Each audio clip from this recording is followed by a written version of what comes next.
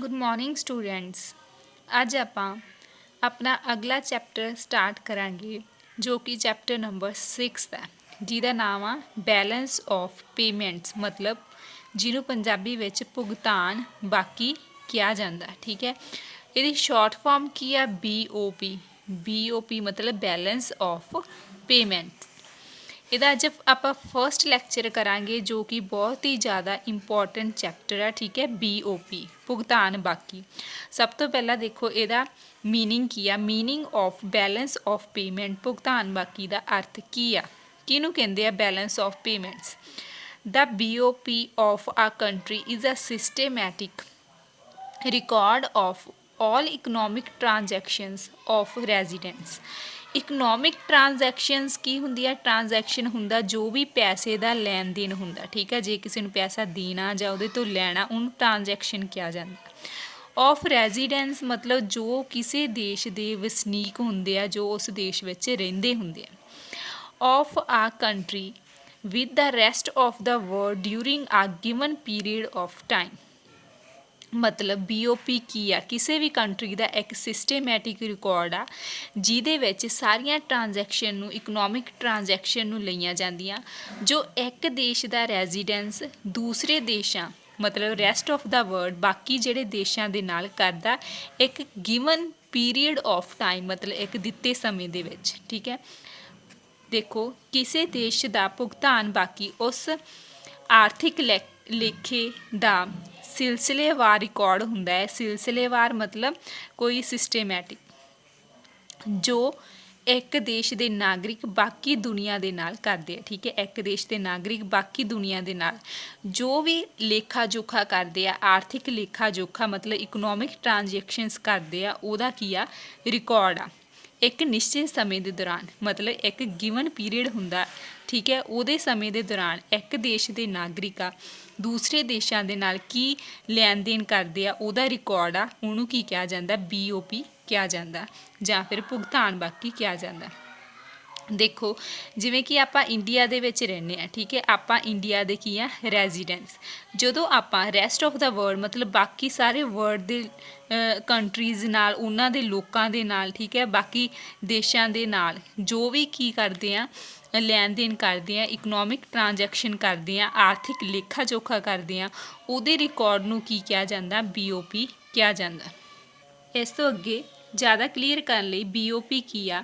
ਇਹ ਇੱਕ ਸਿਸਟੇਮੈਟਿਕ ਕੀ ਆ? ਰਿਕਾਰਡ ਆ ਕਿਹਦੇ ਨਾਲ? ਜਿਹੜਾ ਇੱਕ ਦੇਸ਼ ਦਾ ਰੈਜ਼ੀਡੈਂਸ ਆ ਰੈਸਟ ਆਫ ਦੇ ਵਰਲਡ ਨਾਲ ਕਰਦਾ। ਠੀਕ ਹੈ, ਕੀ ਕਰਦਾ? ਆਲ ਇਕਨੋਮਿਕਸ ਟ੍ਰਾਂਜੈਕਸ਼ਨਸ। ਠੀਕ ਹੈ, ਇਹ ਸਿਸਟੇਮੈਟਿਕ ਰਿਕਾਰਡ ਆ।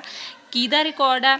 ਜੋ ਵੀ ਕੀ ਆ ਲੇਖਾ ਜੋਖਾ ਇੱਕ ਦੇਸ਼ ਦੇ ਰੈਜ਼ੀਡੈਂਸ ਦੂਸਰੇ ਦੇਸ਼ ਦੇ ਰੈਸਟ ਆਫ ਦੇ ਵਰਲਡ ਦੇ ਨਾਲ ਕਰਦੇ ਆ। ਠੀਕ ਹੈ, BOP ਦੇ ਵਿੱਚ ਕੀ ਆ? ਵੀ ਆਲ ਇਕਨੋਮਿਕ ਟ੍ਰਾਂਜੈਕਸ਼ਨਸ ਲਈਆਂ ਜਾਂਦੀਆਂ। ਠੀਕ ਹੈ, ਜੋ ਵੀ ਇੱਕ ਗਿਵਨ ਪੀਰੀਅਡ ਆਫ ਟਾਈਮ ਦੇ ਵਿੱਚ ਜਿਹੜੇ ਵੀ ਲੇਖੇ ਜੋਖੇ ਜਾਂ ਟ੍ਰਾਂਜੈਕਸ਼ਨਸ ਕੀਤੀਆਂ ਜਾਂਦੀਆਂ। ਇਸ ਤੋਂ ਅੱਗੇ ਕੀ ਆ? ਇਨ ਅਦਰ ਵਰਡਸ ਇਟ ਇਜ਼ ਆ summary statement of all the monetary transactions between the residents of one country and the residents of the other countries over a given period of time। ਹੋਰ ਬਾਕੀ ਸ਼ਬਦਾਂ ਵਿੱਚ ਆਪਾਂ ਕੀ ਕਹਿ ਸਕਦੇ ਹਾਂ ਵੀ ਇਹ ਕਿਹਦੀ ਸਮਰੀ ਆ?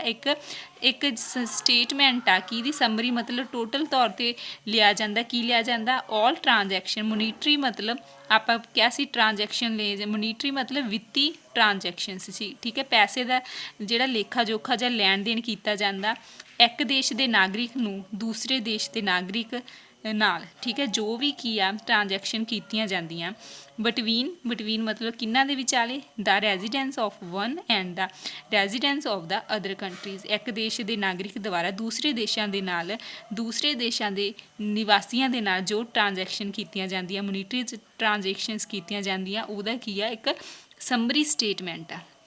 ਸੋ ਇਹ ਕੀ ਆ? ਜਿਹੜਾ ਆ ਇੱਕ ਗਿਵਨ ਪੀਰੀਅਡ ਆਫ ਟਾਈਮ, ਇਹ ਜ਼ਰੂਰ ਲਿਖਣਾ ਨਾਲ। ਉਹ ਟਾਈਮ ਕਿੰਨਾ ਹੁੰਦਾ? Normally this period is 1 year. ਇੱਕ ਸਾਲ ਦੇ ਵਿੱਚ ਜਿੰਨੀਆਂ ਵੀ ਟ੍ਰਾਂਜੈਕਸ਼ਨ ਕੀਤੀਆਂ ਜਾਂਦੀਆਂ ਇੱਕ ਦੇਸ਼ ਦੇ ਵਾਸੀ ਦੁਆਰਾ ਦੂਸਰੇ ਦੇਸ਼ ਨਾਲ, ਉਹਨੂੰ ਕੀ ਕਿਹਾ ਜਾਂਦਾ? BOP ਕਿਹਾ ਜਾਂਦਾ।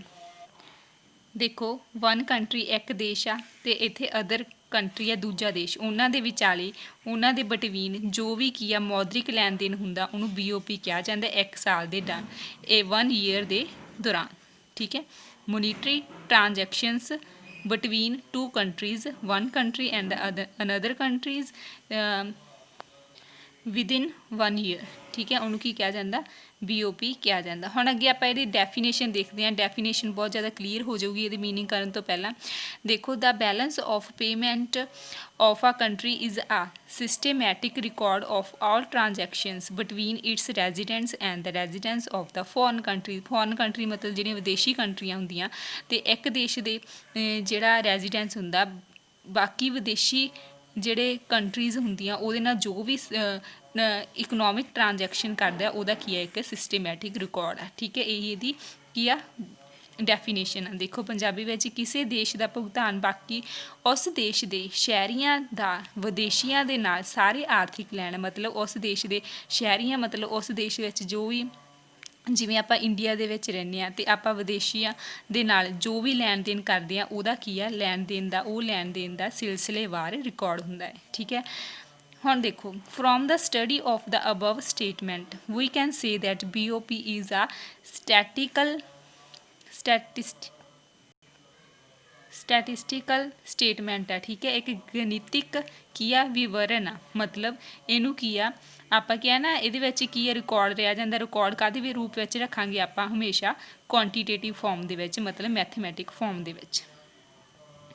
ਇਸ ਤੋਂ ਅੱਗੇ ਦੇਖੋ ਇਹਦੇ ਫੀਚਰਸ ਕੀ ਆ। ਫੀਚਰਸ ਆਫ BOP ਭੁਗਤਾਨ ਬਾਕੀ ਦੀਆਂ ਵਿਸ਼ੇਸ਼ਤਾਵਾਂ।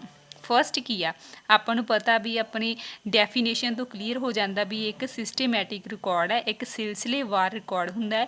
ਇਟ ਇਜ਼ ਅ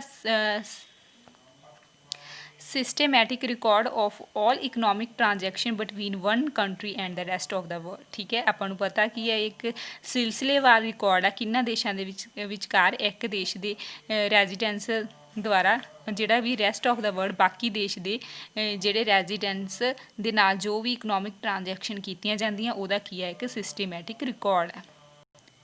ਇਹਦਾ ਅਗਲਾ ਫੀਚਰ ਦੇਖੋ ਇਹਦੇ ਵਿੱਚ ਵਿਜ਼ੀਬਲ ਐਂਡ ਇਨਵਿਜ਼ੀਬਲ ਟ੍ਰਾਂਜੈਕਸ਼ਨ ਹੁੰਦੀਆਂ, ਦਿਖਣਯੋਗ ਅਤੇ ਅਦਿੱਖ ਲੈਣ ਦੇਣ ਸ਼ਾਮਿਲ ਕੀਤਾ ਜਾਂਦਾ। ਮਤਲਬ ਜਿਹੜੀਆਂ ਟ੍ਰਾਂਜੈਕਸ਼ਨ ਕੀਤੀਆਂ ਜਾਂਦੀਆਂ ਉਹਦੇ ਵਿੱਚ ਕੀ ਆ ਵਿਜ਼ੀਬਲ ਗੁਡਸ ਦੇ ਵਿੱਚ ਮਤਲਬ ਜਿਹੜੀਆਂ ਜਿਨ੍ਹਾਂ ਨੂੰ ਆਪਾਂ ਦੇਖ ਸਕਦੇ ਹਾਂ ਛੂਹ ਸਕਦੇ ਹਾਂ ਮਤਲਬ ਗੁਡਸ ਹੋ ਗਈਆਂ। ਠੀਕ ਹੈ, ਜੋ ਉਹਨਾਂ ਦਾ ਟ੍ਰਾਂਜੈਕਸ਼ਨ ਹੁੰਦਾ ਉਹ ਵੀ ਸ਼ਾਮਿਲ ਹੁੰਦਾ BOP ਵਿੱਚ।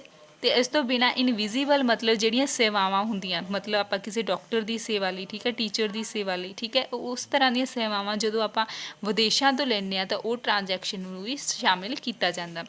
BOP include the are transactions visible as well as invisible. ਠੀਕ ਹੈ, BOP ਵਿੱਚ ਦੋਨੇ ਤਰ੍ਹਾਂ ਦੀਆਂ ਜਿਹੜੀਆਂ ਟ੍ਰਾਂਜੈਕਸ਼ਨ ਨੂੰ ਸ਼ਾਮਿਲ ਕੀਤਾ ਜਾਂਦਾ ਜੋ ਕਿ ਵਿਜ਼ੀਬਲ ਵੀ ਹੋ ਸਕਦੀਆਂ ਅਤੇ ਇਨਵਿਜ਼ੀਬਲ ਵੀ। ਇਸ ਤੋਂ ਅੱਗੇ ਕੀ ਆ ਫਿਕਸਡ ਪੀਰੀਅਡ ਆਫ ਟਾਈਮ, ਨਿਸ਼ਚਿਤ ਸਮਾਂ ਕਾਲ ਹੁੰਦਾ। ਤੁਹਾਨੂੰ ਪਹਿਲਾਂ ਵੀ ਦੱਸਿਆ ਵੀ ਇਹਦੇ ਵਿੱਚ ਇੱਕ ਗਿਵਨ ਪੀਰੀਅਡ ਆਫ ਟਾਈਮ ਹੁੰਦਾ। ਉਹ ਕੀ ਹੁੰਦਾ ਆਮ ਤੌਰ 'ਤੇ ਕੀ ਹੈ ਐਨੂਅਲ ਸਟੇਟਮੈਂਟ ਹੁੰਦੀ ਹੈ, ਮਤਲਬ 1 ਈਅਰ ਹੁੰਦਾ। ਐਨੂਅਲ ਮਤਲਬ ਸਾਲਾਨਾ ਸਟੇਟਮੈਂਟ ਹੁੰਦੀ ਹੈ। ਇਸ ਤੋਂ ਬਿਨਾਂ ਕੀ ਹੈ ਡਬਲ ਐਂਟਰੀ ਸਿਸਟਮ, ਦੋਹਰੀ ਇੰਦਰਾਜ ਪ੍ਰਣਾਲੀ, ਮਤਲਬ ਇਹਦੇ ਵਿੱਚ ਕੀ ਆ ਦੋ ਤਰ੍ਹਾਂ ਦੀ ਕੀ ਆ ਡਬਲ ਐਂਟਰੀ ਨੂੰ ਲਿਆ ਜਾਂਦਾ। ਠੀਕ ਹੈ, ਇੱਕ ਪਾਸੇ ਕੀ ਲਿਆ ਜਾਂਦਾ ਕ੍ਰੈਡਿਟ, ਇੱਕ ਪਾਸੇ ਡੈਬਿਟ। ਦੇਖੋ BOP ਅਡੋਪਟ ਆ ਡਬਲ ਐਂਟਰੀ। ਜੇ ਡਬਲ ਆ ਗਿਆ ਮਤਲਬ ਇਹਦੇ ਵਿੱਚ ਦੋ ਚੀਜ਼ਾਂ ਦੀ ਐਂਟਰੀ ਹੋਊਗੀ। ਡਬਲ ਐਂਟਰੀ ਬੁੱਕ ਹੁੰਦੀ ਆ। ਠੀਕ ਹੈ, book keeping system. It has 2 sides, ਕਿਹੜੀਆਂ ਦੋ ਸਾਈਡਸ ਹੁੰਦੀਆਂ ਇਹਦੀਆਂ, ਇੱਕ ਕ੍ਰੈਡਿਟ ਸਾਈਡ ਅਤੇ ਇੱਕ ਡੈਬਿਟ ਸਾਈਡ। ਜਦੋਂ ਆਪਾਂ ਕਿਸੇ ਨੂੰ ਕੀ ਆ ਪ੍ਰਾਪਤੀਆਂ ਹੁੰਦੀਆਂ ਆਪਣੇ ਅਕਾਊਂਟ ਦੇ ਵਿੱਚ ਜਦੋਂ ਕੋਈ ਪ੍ਰਾਪਤੀਆਂ ਹੁੰਦੀਆਂ ਰਿਸਿਪਟ ਬੋਲਿਆ ਜਾਂਦਾ, ਉਹਨੂੰ ਪ੍ਰਾਪਤੀਆਂ ਬੋਲਿਆ ਜਾਂਦਾ, ਉਹ ਕ੍ਰੈਡਿਟ ਸਾਈਡ 'ਤੇ ਲਈਆਂ ਜਾਂਦੀਆਂ। ਇਸ ਤੋਂ ਬਿਨਾਂ ਡੈਬਿਟ ਸਾਈਡ ਦੇ ਵਿੱਚ ਜਦੋਂ ਆਪਾਂ ਕਿਸੇ ਨੂੰ ਪੇਮੈਂਟ ਕਰਦੇ ਹਾਂ ਆਪਣੇ ਅਕਾਊਂਟ 'ਚੋਂ ਆਪਣੇ ਪੈਸੇ ਆਪਾਂ ਕਿਸੇ ਨੂੰ ਦਿੰਦੇ ਹਾਂ ਮਤਲਬ ਭੁਗਤਾਨ ਕਰਦੇ ਹਾਂ ਜਾਂ ਅਦਾਇਗੀਆਂ ਕਰਦੇ ਹਾਂ ਉਹਨੂੰ ਡੈਬਿਟ ਸਾਈਡ ਦੇ ਵਿੱਚ ਲਿਆ ਜਾਂਦਾ। ਠੀਕ ਹੈ, ਮਤਲਬ ਆਪਾਂ ਕੋਈ ਟ੍ਰਾਂਜੈਕਸ਼ਨ ਕਰ ਰਹੇ ਹਾਂ ਪਤਾ ਹੀ ਆਪਾਂ ਨੂੰ ਕਿਸੇ ਜੋ ਦੇਸ਼ ਕਿਸੇ ਤੋਂ ਵਸਤੂ ਲਊਗਾ ਉਹਨੂੰ ਕੀ ਆ ਭੁਗਤਾਨ ਕਰੂਗਾ। ਠੀਕ ਹੈ, ਜਿਹਨੂੰ ਕੀ ਆ ਉਹ ਪੈਸੇ ਪ੍ਰਾਪਤ ਹੋਣਗੇ ਉਹ ਕੀ ਆ ਉਹਨੂੰ ਕ੍ਰੈਡਿਟ ਪ੍ਰਾਪਤ ਹੋਊਗਾ, ਪ੍ਰਾਪਤੀਆਂ ਹੋਣਗੀਆਂ ਪੈਸੇ ਦੀਆਂ। ਠੀਕ ਹੈ, ਇਸ ਤੋਂ ਬਿਨਾਂ ਆਲਵੇਜ਼ ਇਨ ਬੈਲੈਂਸ, ਮਤਲਬ BOP ਪੜ੍ਹ ਰਹੇ ਹਾਂ ਆਪਾਂ, ਇਹ ਕੀ ਆ ਹਮੇਸ਼ਾ ਕੀ ਆ ਸੰਤੁਲਨ ਦੇ ਵਿੱਚ ਹੁੰਦਾ। ਮਤਲਬ ਇਹਦਾ ਜਿਹੜੀ ਕ੍ਰੈਡਿਟ ਆ ਅਤੇ ਡੈਬਿਟ ਸਾਈਡ ਆ ਦੋਨੇ ਇੱਕ ਦੂਸਰੇ ਦੇ ਇਕੁਅਲ ਹੁੰਦੀਆਂ। ਜਿਹੜੀਆਂ ਰਿਸਿਪਟ ਜਾਂ ਪੇਮੈਂਟਸ ਆ ਉਹ ਵੀ ਇੱਕ ਦੂਸਰੇ ਦੇ ਇਕੁਅਲ ਹੁੰਦੀਆਂ, ਜਿਹੜੀਆਂ ਪ੍ਰਾਪਤੀਆਂ ਤੇ ਭੁਗਤਾਨ ਆ ਕਹਿ ਸਕਦੇ ਹਾਂ ਆਪਾਂ ਉਹ ਵੀ ਇਕੁਅਲ ਹੀ ਹੋਣਗੀਆਂ। ਦੇਖੋ BOP in the accounting sense is always in balance, ਠੀਕ ਹੈ ਸਾਰੇ ਆਲਵੇਜ਼ ਬੈਲੈਂਸ ਵਿੱਚ ਰਹਿੰਦੀ ਹੈ। ਜਦੋਂ ਵੀ ਇਹਨੂੰ ਅਕਾਊਂਟਿੰਗ ਸੈਂਸ ਦੇ ਵਿੱਚ ਆਪਾਂ ਇਹਨੂੰ ਕਹਿ ਸਕਦੇ ਹਾਂ ਵੀ ਇਹ ਆਲਵੇਜ਼ ਕੀ ਆ ਸੰਤੁਲਨ ਦੇ ਵਿੱਚ ਰਹਿੰਦੀ ਹੈ। ਟੋਟਲ ਡੈਬਿਟਸ ਜਿੰਨੇ ਵੀ ਡੈਬਿਟਸ ਹੁੰਦੇ ਆ ਉਹ ਕਿਹਨਾਂ ਦੇ ਟੋਟਲ ਕ੍ਰੈਡਿਟਸ ਦੇ ਇਕੁਅਲ ਹੁੰਦੇ ਆ, ਠੀਕ ਹੈ। ਸੋ ਆਪਾਂ ਕਹਿ ਸਕਦੇ ਹਾਂ total debits or credit and credits equal each others, ਠੀਕ ਹੈ ਇੱਕ ਦੂਸਰੇ ਦੇ ਬਰਾਬਰ ਹੁੰਦੇ ਆ ਟੋਟਲ ਡੈਬਿਟਸ ਅਤੇ ਟੋਟਲ ਕ੍ਰੈਡਿਟਸ।